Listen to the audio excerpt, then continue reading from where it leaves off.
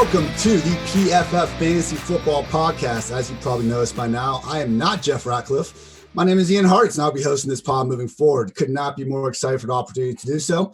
The plan for the rest of the offseason is to bring on some of the industry's best minds for Tuesday and Thursday shows, while I'll also be doing a quick-hitting team preview series starting sometime mid-July. Now, if you don't know who I am, please just allow me to introduce myself in under 30 seconds. We can get this get to know you awkward phase out of the way. I was born and raised in Columbus, Ohio before attending the University of Chicago. I spent a year wasting away as a consultant before moving on to Fantasy Labs. Real world, now I could not be happier to be at PFF.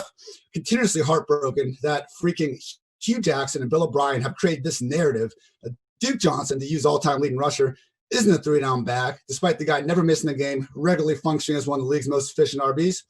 Curtis Samuel was not miscast as a field stretcher in 2019. Kyle Allen was miscast as a professional quarterback. As the incumbent president of the Cordero Patterson fan club, let me tell you, you do not value that man enough as you should. And I also find umbrellas to almost be a waste of a perfectly good hand, as well as a general sign of weakness. So that's me. Thank you all for letting me get through that. And now it's like we know each other for years, so we can get past all that. On to the good stuff.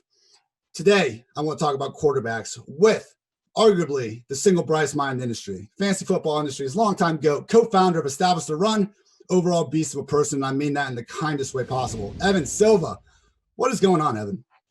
Ian, what's up, man? I've been a long time, not even long time, because you really haven't even been in the game that long, but as soon as you started in the game, I was an immediate admirer. Your work ethic stood out.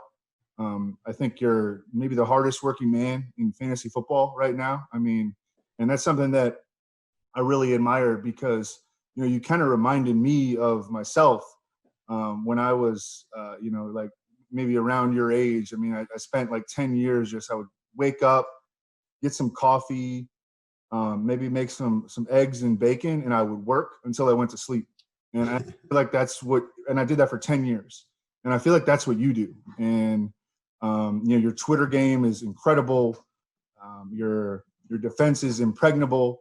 And, you're a really, really talented guy, and I love to see you moving up because you absolutely deserve it, as much or more than anyone else in this industry. And so glad so happy for you, man.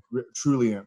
Really appreciate that, man. Could not mean more coming from yourself. And somehow this is our first time truly talking about NFL. We got to do an AAF talk back in the day, back in the spring football reign. But today we are going NFL and specifically QBs. We'll be having Tuesday and Thursday episodes throughout these next 2 weeks where we're going by position. But today, all things quarterbacks. Now, Evan, I know you've been doing team previews. You got rankings all over Establish the Run. Make sure you people check that out if you haven't already. I posted my top 150 last week and answered a key fantasy question for each QB. So with that, let's get going. And any QB conversation has to start at the top. Lamar Jackson and Patrick Mahomes. Mr. 10-year contract, just got it as right before we started this podcast. But Evan, here's the question, man. I think we can all agree Patrick Mahomes, if you're starting an NFL franchise, he's your QB1. We're not starting a franchise. We're just trying to win fantasy football money and hopefully a championship. So Lamar Jackson attempting to become the first repeat QB1 since Dante Culpepper. Who do you have, Lamar or Mahomes, QB1? I personally have Patrick Mahomes ahead of Lamar Jackson. I think that we are going to see Lamar Jackson. This is my daughter trying to figure out how to use the microwave. So hopefully, right, she's about to turn 8 in like 8 days. And but anyways, I personally have Patrick Mahomes as the quarterback 1, but I have them in obviously the same tier, and I have them literally ranked right next to each other in my overall top 150. If I could rank them at the same spot, I probably would.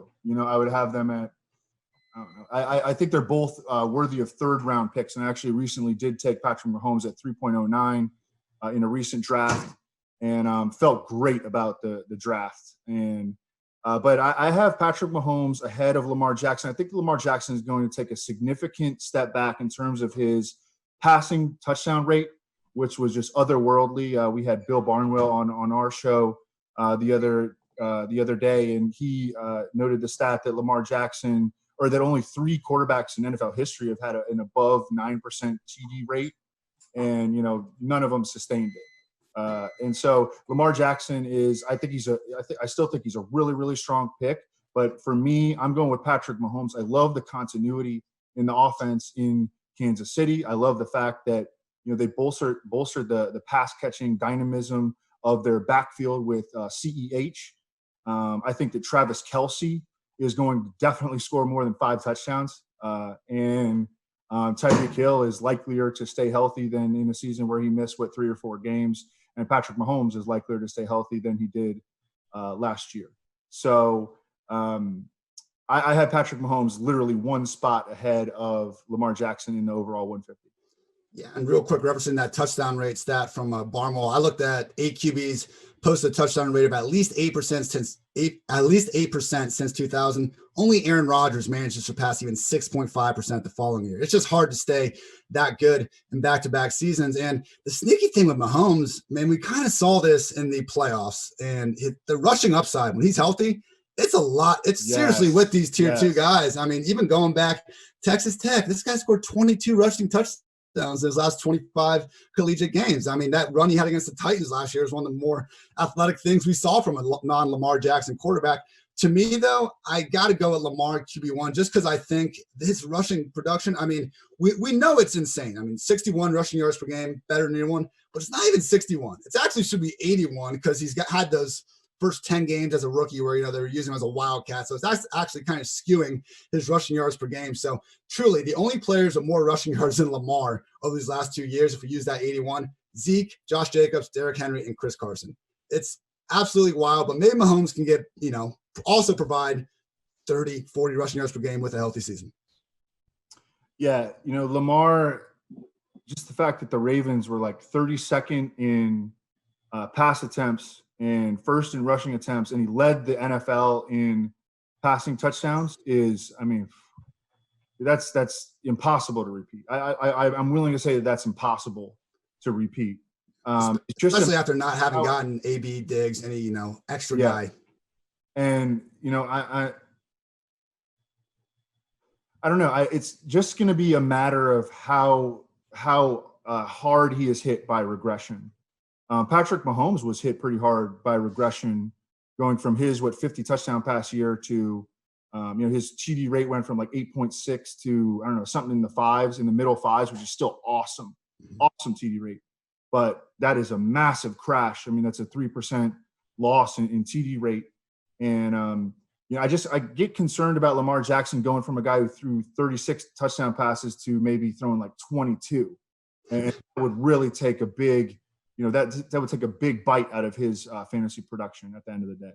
For sure. But we're on the same page. It's definitely that tier of those 2 guys. Again, I'm not going to argue with anyone that does have Mahomes over Lamar like yourself. So with that said, there's also pretty clear too, in my opinion, of these next quarterbacks. And that's Kyler Murray, Dak Prescott, Russell Wilson, Deshaun Watson, and your guy, Josh Allen. So, I'm a big Josh Allen lover as well. I know not everyone in my company. I know you are.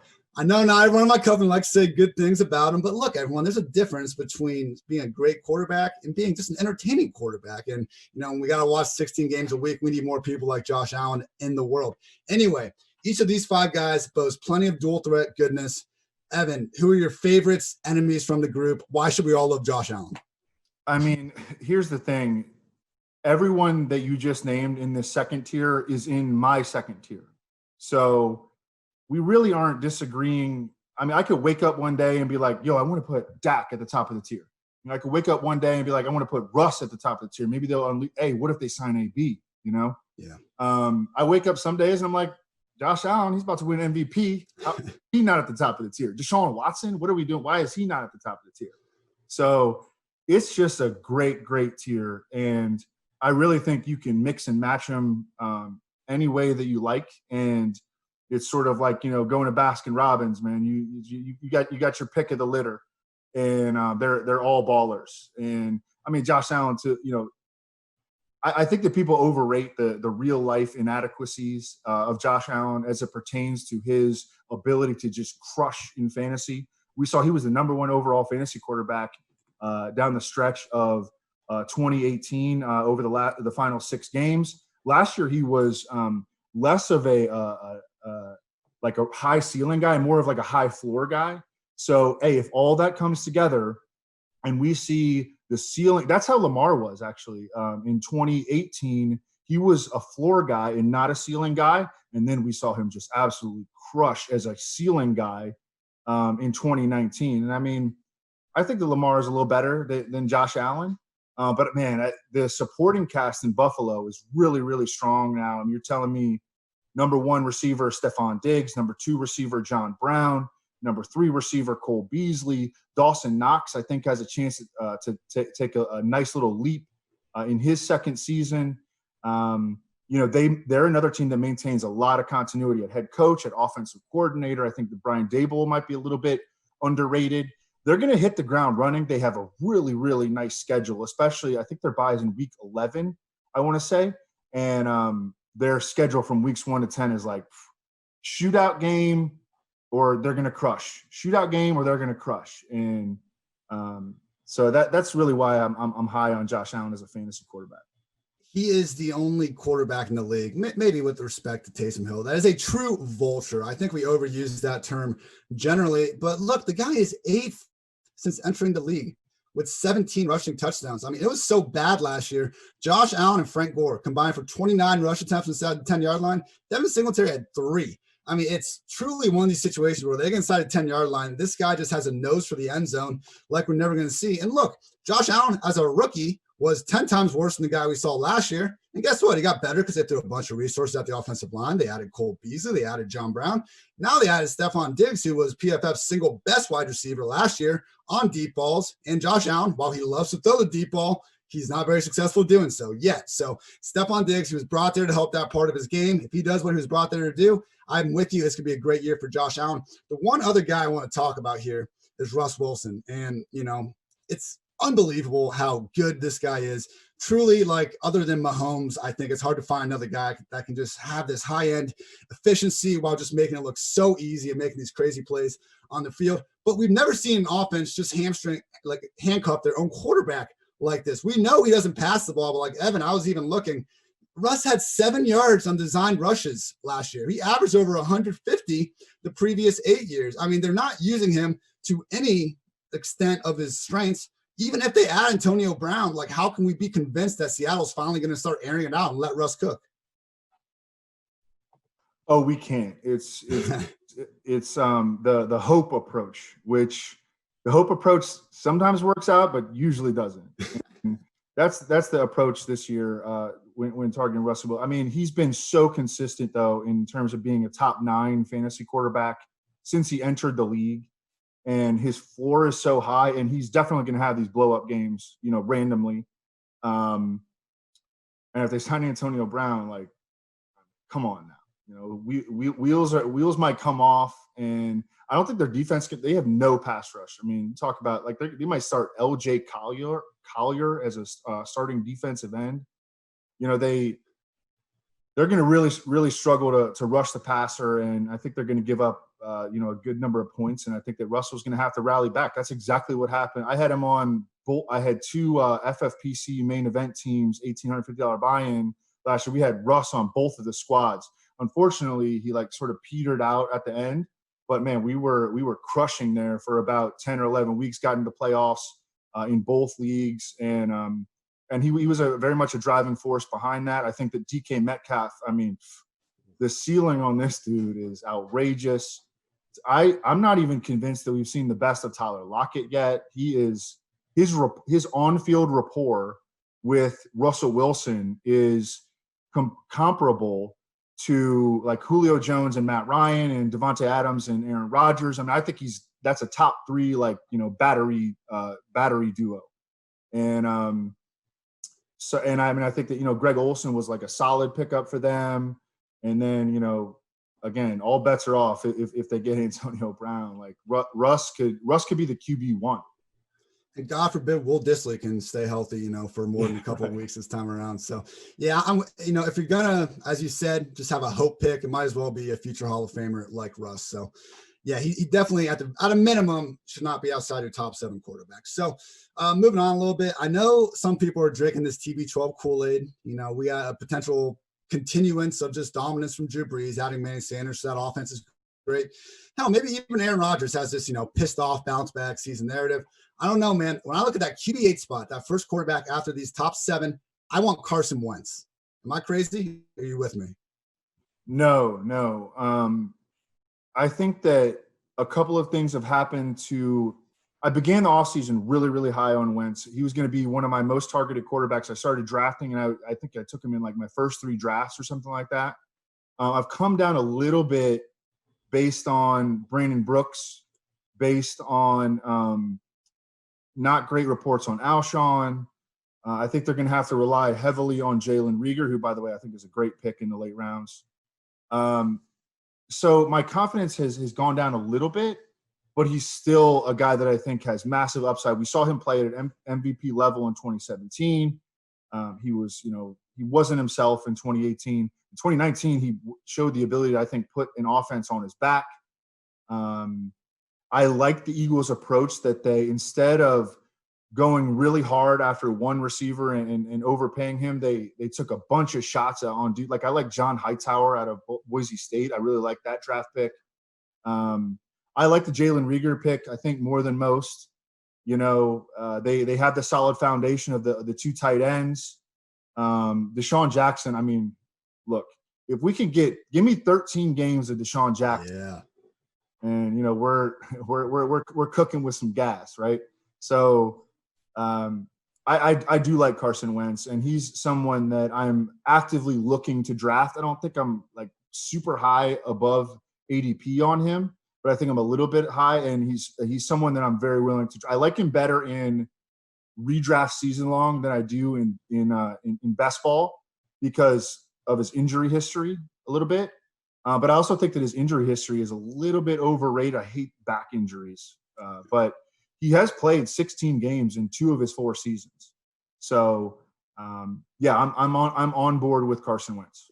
Yeah, the injuries have seemed a little bit fluky to an extent. And I mean, we've seen, I forget who came out with this study, but I mean, the idea that rushing quarterbacks get hurt more than some pocket statue guy that can't even avoid these oncoming defenders is just outdated. And Wentz has that sneaky rushing floor. I mean, if he was a member of the Miami Dolphins last year, he would have led that team in rushing, tied with Ryan Fitzpatrick for the 10th most rushing yards among the QBs. I will go back to that 2017 offense point, because to me, when I look at these 3 editions of the Eagles offenses in 2017, we had a much better version of Alshon and Ertz. They've always done their thing in intermediate areas of the field.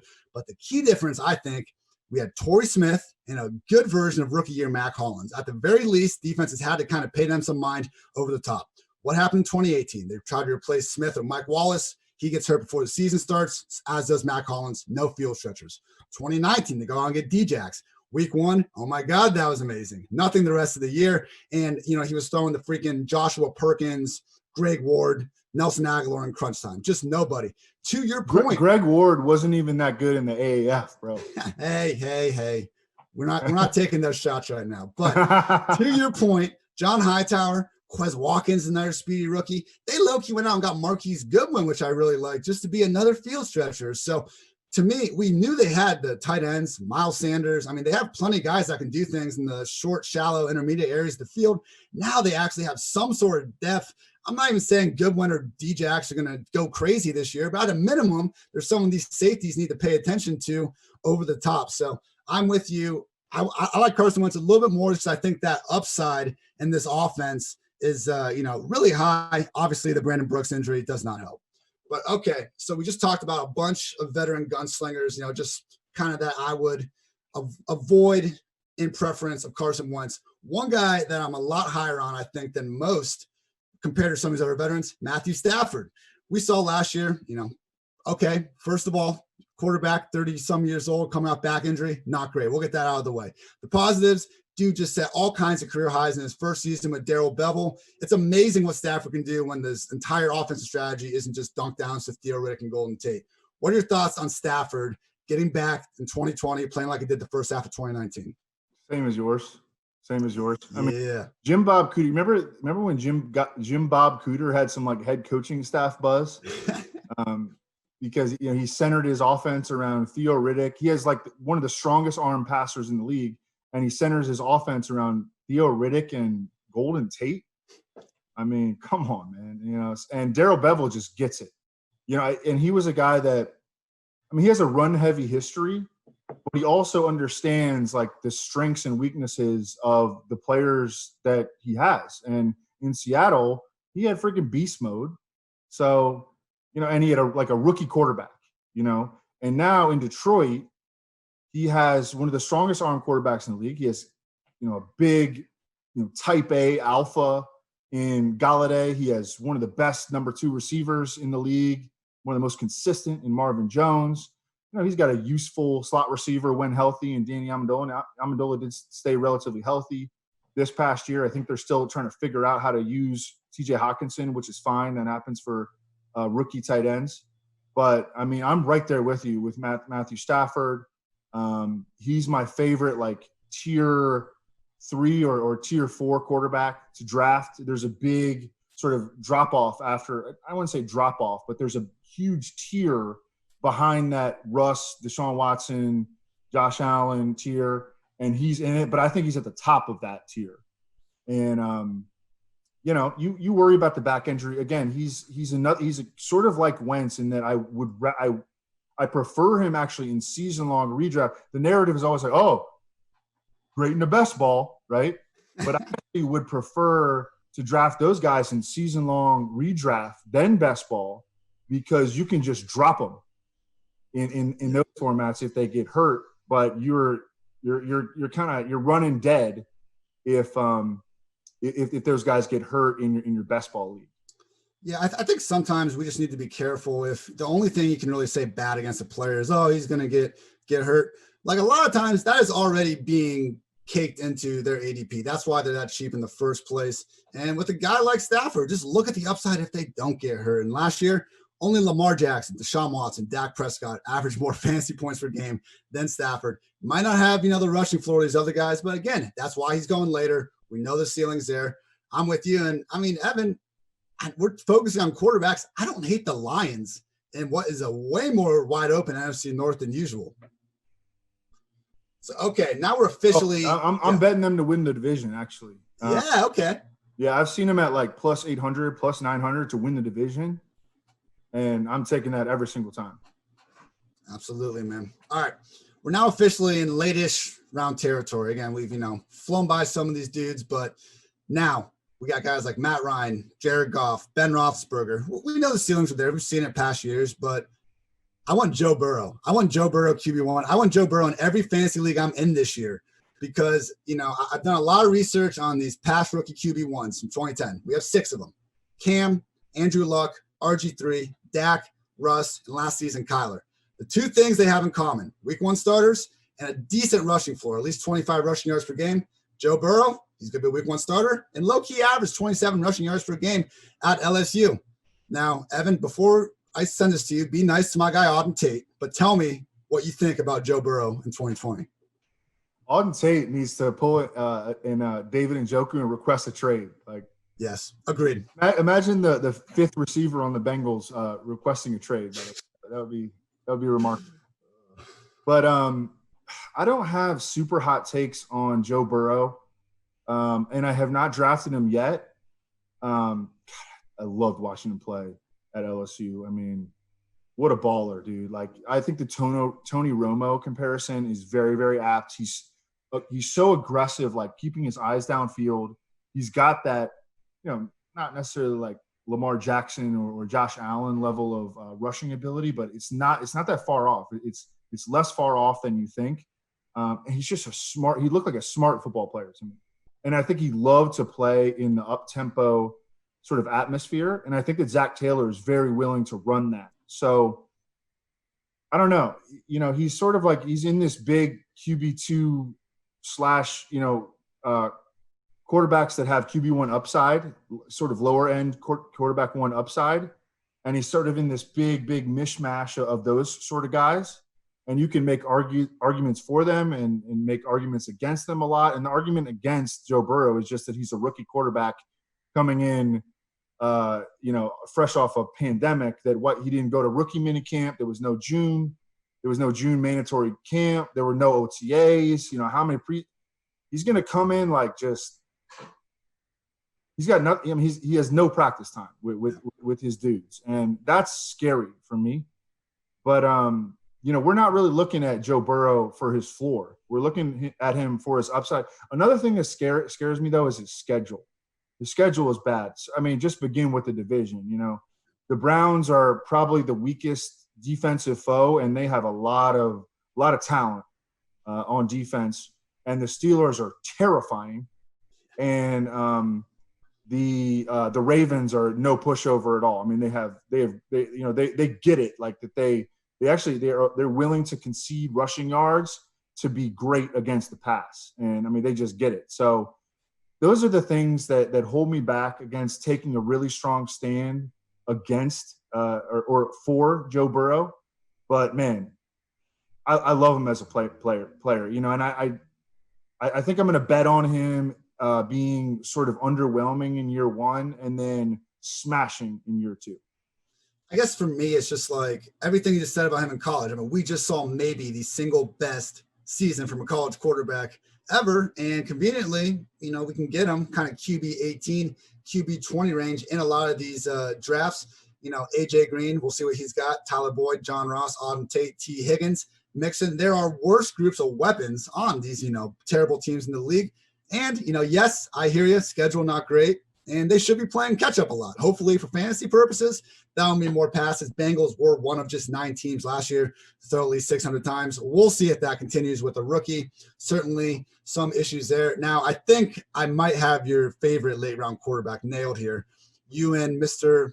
Friend of the show, Adam Levitan, were some of the first to coin the fantastic nickname, Danny Dimes. Year 2 expectations for the man with the Giants. And real quick, I just want to say that I've learned over these last 2 years, like as someone that doesn't watch as much college tape, as yourself and some of the true grinders out there, like just the overwhelming narrative that neither Josh Allen nor Daniel Jones were going to be worth like anything in the NFL. Let's watch him get some NFL snaps first, everyone. I mean, I'm not saying I was pounding the drum that these guys are going to be great, but at a minimal for fantasy purposes, let's stop writing off quarterbacks before we see them play. So with that off my chest, Evan, Daniel Jones, 2020. Well, and to add to your point, let's stop writing off quarterbacks that can run. Yes. Compensate for some of their other deficiencies throughout the rest of their game, because both those guys check the same box that Josh Allen. Well, but I remember watching Josh Allen play at Wyoming, and he did not come off as an aggressive scrambler or like a really productive scrambler. His production, when you just look at the box score, it was okay as a rusher. But I don't think we ever saw that, he enters the NFL and he leads all quarterbacks in rushing touchdowns through his seasons. That was not – and that's something that I could go off about this a little bit. But go off, King. Now, some people are a little sticking to their priors a little bit too much on Josh Allen and not realizing that he is the value of his rushing and the fact that he can be elevated by his supporting cast and from a passing standpoint. And the Bills have been so analytical in putting together their supporting cast for Josh Allen. Like they know that Josh Allen has deficiencies, right? They know that Josh Allen was the worst deep ball passer in the league last year. What do? They got the best deep ball receiver. Exactly. That's analytical. I don't care. You could say it's. I mean, I could talk about this forever, but that really puts some perspective on what the Bills are doing with regard to a player that they know has deficiencies, and they're going to learn from their mistakes. You remember when Brandon Beane, who was a Dave Gettleman disciple, by the way, he traded for Kelvin Benjamin. He traded a 3rd-round pick for Kelvin Benjamin. I think he learned from that mistake.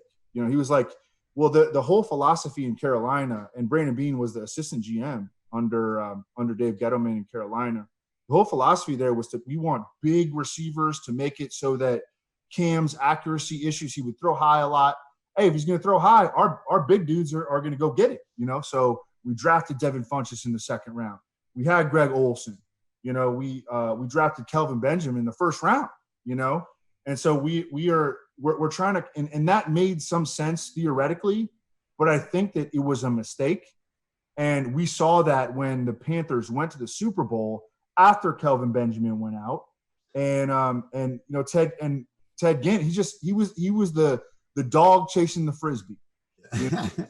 and he would just go get the rock, and he scored 10 touchdowns that year. And the Bills under Brandon Beane have learned from those mistakes. And that's why they went out and got John Brown. And that's why they went out and got Stephon Diggs. And so, man, it's going to be a long year for the haters. You know what I'm saying? Long year for the haters, man. Year. It might be the longest year for the haters. All right. Real quick, though, man, what are your thoughts on Daniel Jones? I know Josh Allen's your guy. You got a little off topic of him. It's all good. Yeah, Daniel Jones. Massive tangent. I'm worried about Jason Garrett. I'm worried about I'm a lot lower on Daniel Jones than I was in like February and March. Okay.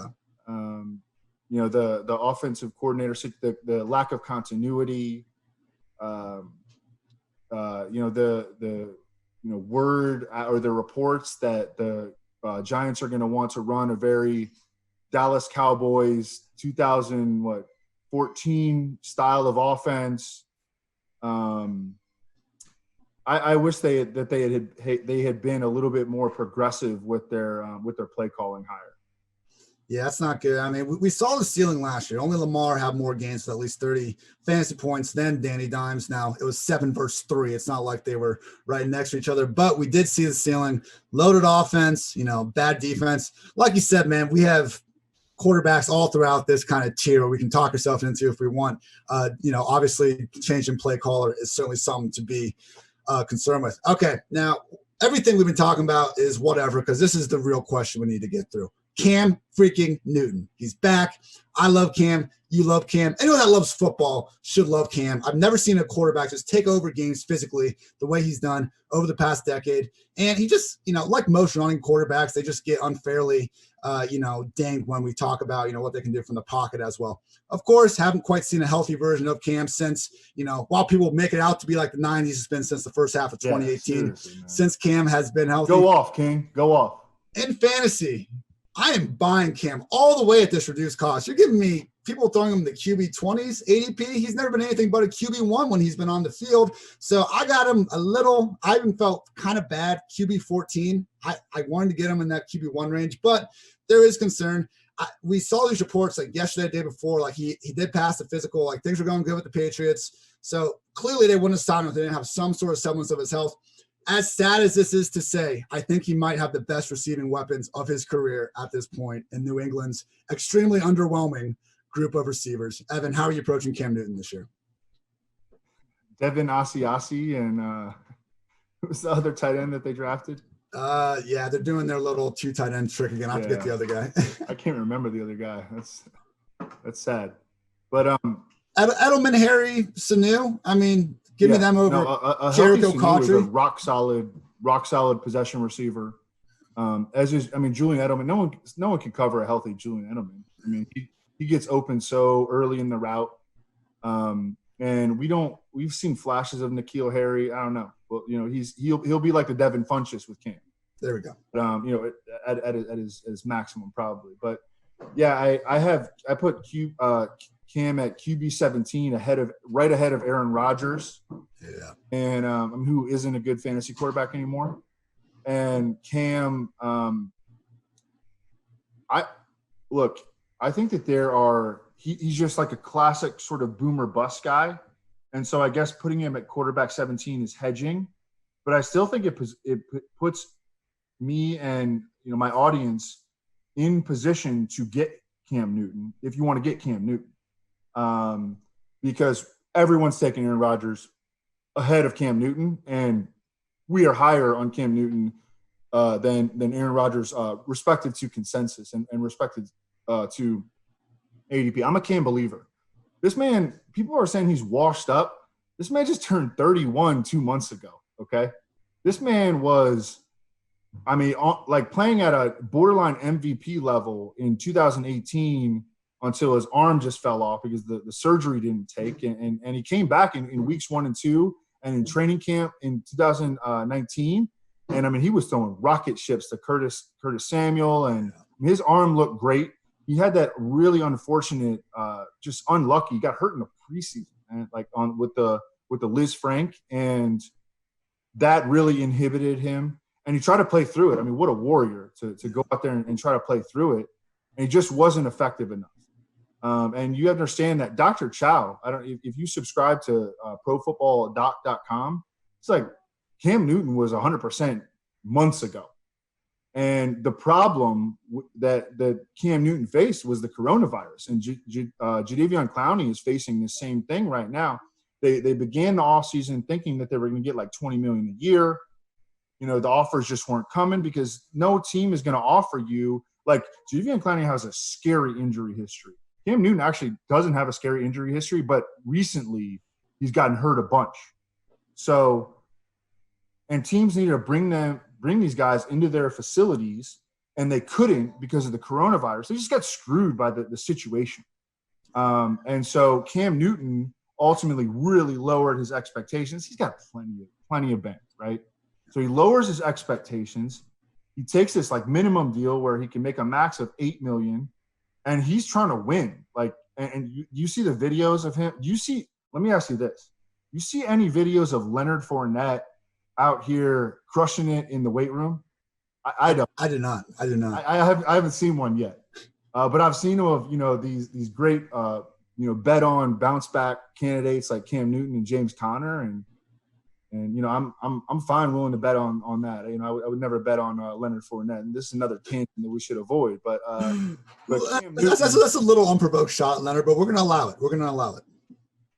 Yeah, I mean, well, I don't mean it personally with Leonard. I mean, that's never personal. We hate ADPs, never players. Yeah, exactly.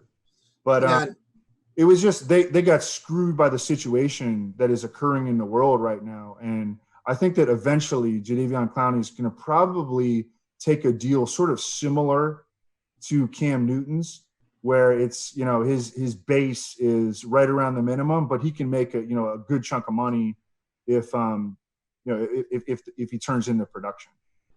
Yeah, and PFF Seth Gallen had a really good write-up on maybe what we could expect this Patriots offense to look like. And the game he really looked at, which I thought was a good call, was 2016. Brady had the suspension to start the season, and then Jimmy G comes in, balls out. Jimmy G gets hurt. So we had a rookie year version of Jacoby Brissett where they clearly just did not trust him to really throw the ball.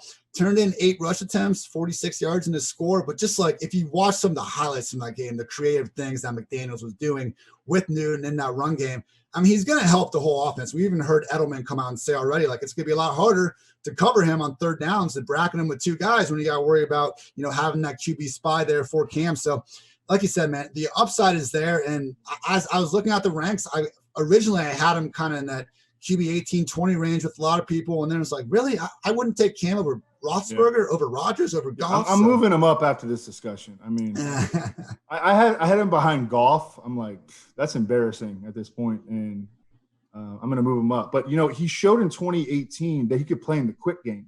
Yeah, that was a big Christian McCaffrey year. It was a big, like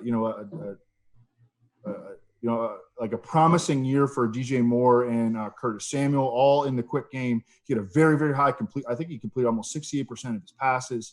The Patriots love the quick game. I mean, imagine Cam Newton in the quick game playing at super hot, fast tempo, which the Patriots are specialized in.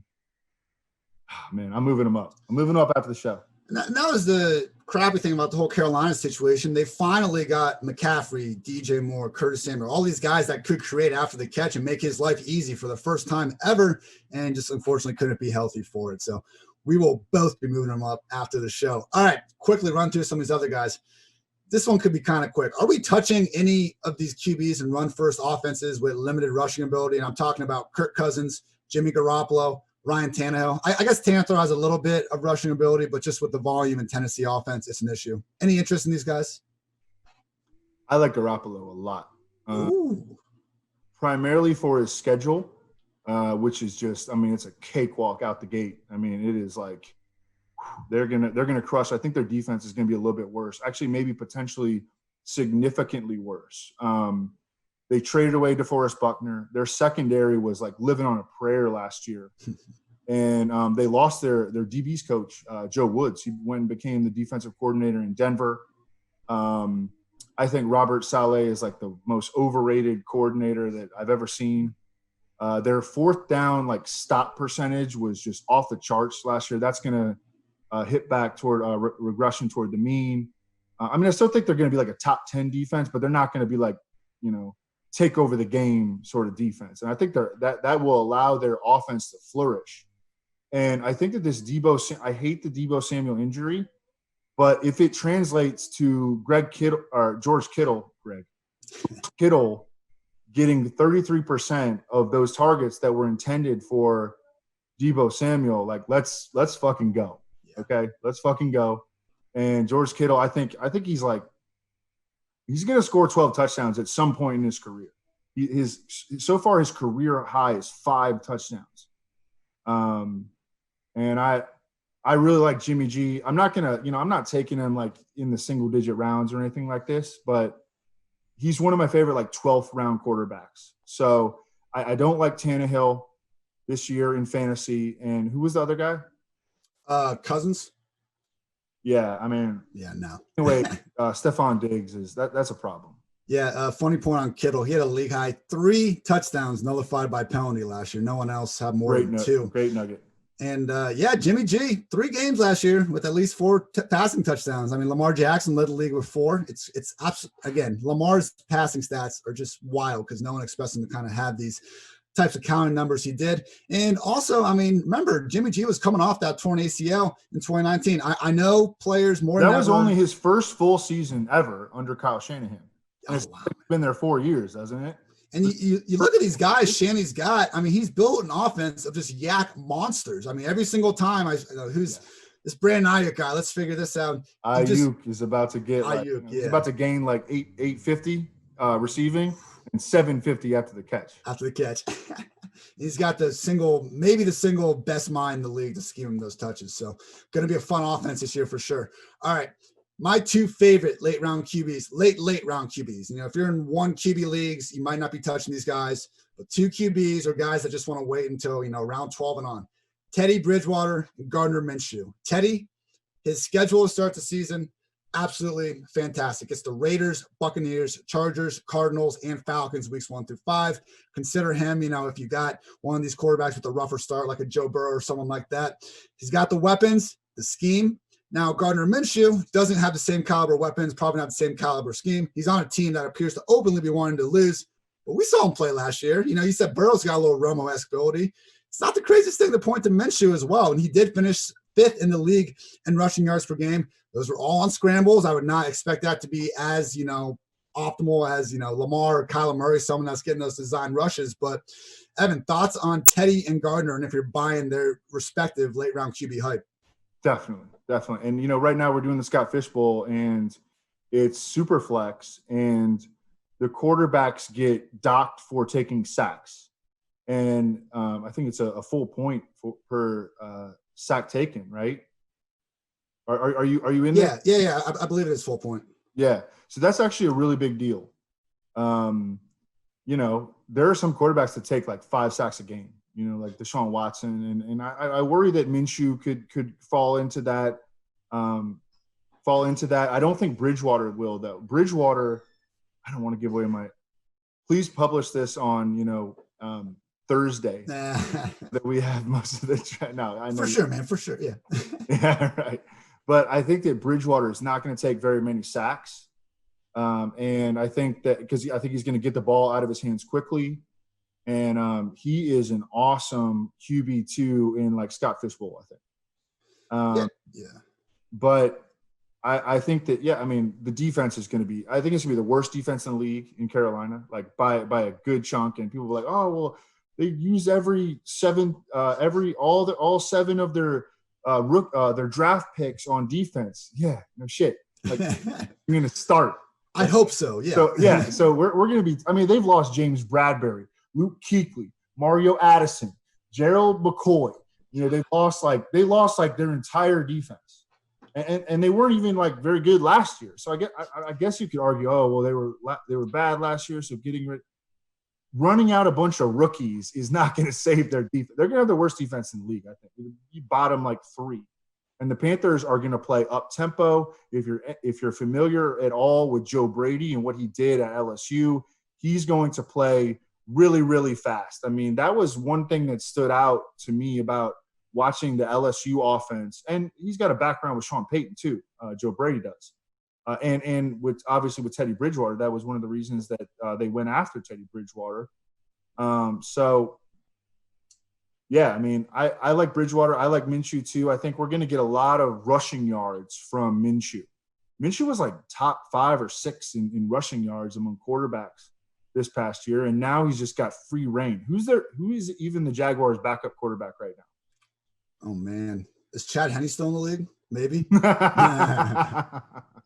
I'm with you, man. Look, the biggest knock against Teddy has always been this: he checks down. Well, you know who the 2 top offenses in checking down were last year? 49ers and Saints, and I think Kyle Shanahan and Sean Payton know a thing or two about running an offense. Like, it's, if you don't need to chuck it downfield and defenses are kind of respecting it anyway, okay, take the easy yards. You don't get broke making a profit, that kind of thing. So I think with Teddy, and you look at these weapons, okay, let's say he does keep checking it down. As we mentioned before, Cam finally had all these yak weapons that now he's not going to take advantage of.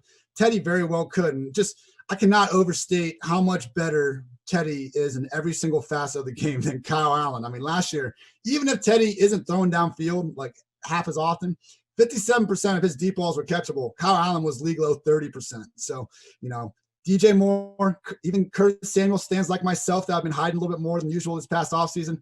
Let's get back in on Carolina, everyone. All right, now quickly, Evan, last one here. There's still some quarterbacks we haven't talked about. Baker Mayfield, Phillip Rivers, Sam Darnold, Derek Carr, Dwayne Haskins, the Bears self-pronounced league best QB room, Ty God and Herbert in LA, Dolphins, low-key solid situation with Fitzmagic and Tua. Out of this kind of bottom kind of 8 group, anyone you're interested in? Baker Mayfield, maybe?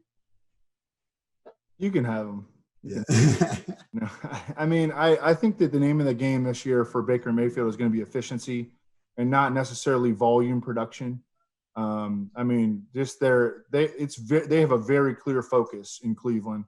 They hired Kevin Stefanski, balanced play caller in terms of run to pass ratio, number 5 last year in terms of play action rate.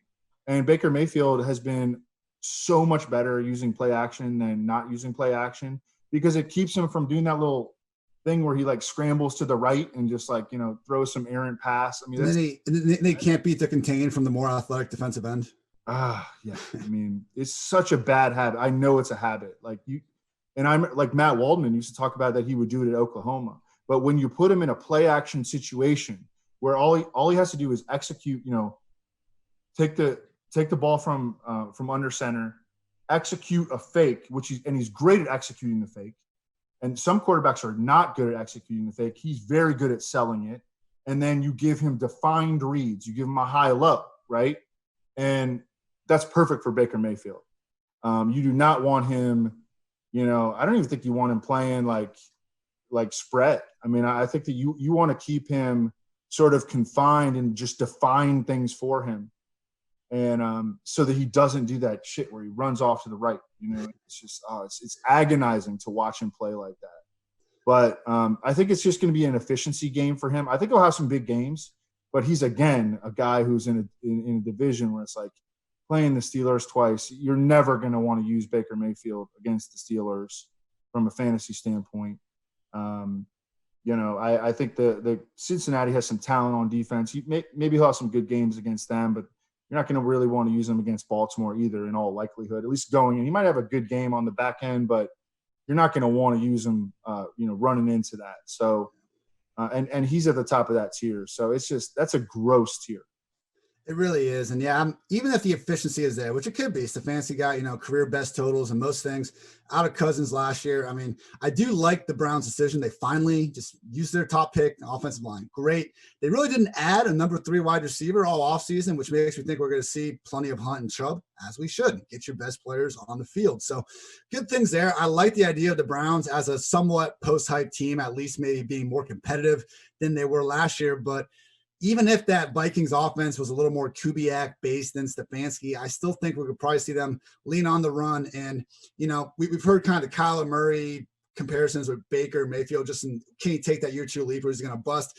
Kyler has one of the best rushing floors we've ever seen. Baker has nothing like that. So at least for fantasy football purposes, going to be hard to get by Baker. Only other guy I kind of bring up in this group, Tyrod, maybe as long as he's there as a streamer. Because, I mean, look, Tyrod was playing some amazing ball, especially fantasy-wise, with the Bills. All we have otherwise is about a game and a half of a huge action experiment. Again, how many times have we seen that go wrong? So you interested in Tyrod at all, just streaming as long as he can hold off Herbert? No, he's like my favorite QB3. And I think that he's going to hold off Herbert much longer than anyone anticipates. And look, I understand the history of quarterbacks drafted in the top 10 and how likely they are to, play as rookies. This is not a normal year, Justin Herbert, he's not going to get any reps. He's not going to get any reps in practice during the regular season. Yeah. I think it would take Tyrod really like hurting the team for them to turn to Justin Herbert, certainly within the first half of the year. And I wouldn't be surprised if they go like 9-7 or 10-6 and they're like legit competitive. And as long as they're competitive, Tyrod's going to be their starter. Anthony Lynn loves him. Anthony Lynn was was on staff in Buffalo when Tyrod Taylor had his best seasons, and his supporting cast is good, man. Mike Williams, Hunter Henry, Austin Eckler. Maybe the best receiving back in the league. Like his supporting cast is pretty good. He's sort of set up for success almost, I would say, with the Chargers. And I think Justin Herbert's going to sit. Schefter actually reported that the Chargers completely plan on sitting Justin Herbert for as long as they possibly can. And of course, and I remember like I RT'd that, and then every response was like, "Well, look at the history of quarterbacks drafted in the top 10." And I was like, "Well, what's the history of quarterbacks drafted in the top 10 during a pandemic?" And I mean, there is none, obviously. So people are not applying the correct context there. And I think that Tyrod, let me ask you this, Ian. What would be a good over-under for Tyrod in terms of starts? Would it be, I just made this spiel. Let me set it actually for you. Let's say 9.5. 9.5, I take the under. I'm just still gonna buy I know you would, because I listened to you on the Roto World podcast, and you were like, "Yeah, but this history of the quarterbacks being drafted in the top 10." Yeah, I think 5.5 would be a good line, because I think that stat I was pulling out. All right, hey, let's go to the schedule. Go to the schedule. Okay. All right, week 1, Bengals. Tyrod is back. That's the post-game headline. Week 2 at home against the Chiefs. That's scary, but that could be like 37-34 maybe. Sure, maybe. Week 3 at home against the Panthers. Stomp. We're cooking again. We're cooking. All right, at Buccaneers. Ooh, that's a little scary. That defense is low key all right. At Saints, that's a little scary. We go back home again and we face the Jets, the cross-country traveling Jets. Then we get the Dolphins. So if he can hold on to Raiders. He needs to get past that Saints game. He needs to get past that Saints game, because Jets, Dolphins. You're right. Perfect. That, you know what? That should be the over/under, shouldn't it be? It should be 5 games. 1, 2, 3, 4, 5. Yeah. Okay. We'll go with that. Well, it should be 5.5. Actually, you fucking nailed it. All right. I will say, though, I mean, you've sold me on Tyrod. He's not this like veteran stopgate. Oh, we had him once upon a time. Let's bring him in this year. No, he's been Rivers' backup. He has experience in the offense, not even to mention his previous years with Anthony Lynn, as you said. And man, it wasn't just that one Schefter report. This entire offseason, Lynn's been going, he's more than a bridge quarterback to us. I mean, working the Roto World News, it was getting nauseating how many times the Chargers were just randomly going out of their way to back up Tyrod. So, 9.5, no thanks, man. But 5.5, it's definitely more of a conversation than people are making out to be. That's for sure. Yeah, well, I don't claim to work at a sports book, but maybe they do, bro. All right, man. I think that's gonna about do it. Any final thoughts? Anything you got coming up you want to pitch to the fine folks? No. I'm just trying to get done with this move. I've been moving. It's like we're entering week 2 now of the move, and I feel like I'm like about 15% done. All right, man. Well, thanks so much for having me on, Ian. And I guess the only time that we ever podcasted before, as you mentioned, was about the AAF on the Fantasy Feast, and hopefully we can get to do this more. I respect your football knowledge immensely. You know, I try to listen to all your podcasts, you know, certainly on Roto World. And now I'm definitely going to subscribe to this now on PFF, and salute, man. Salute. I'm rooting for you, brother. Salute to you, man. Appreciate all those kind words. We will definitely be potting again. You have set an incredibly high bar for the rest of us in this industry to chase after. So for Evan, I am Ian Hartitz. You've listened to the PFF Fantasy Pod. Thank you all, and until next time.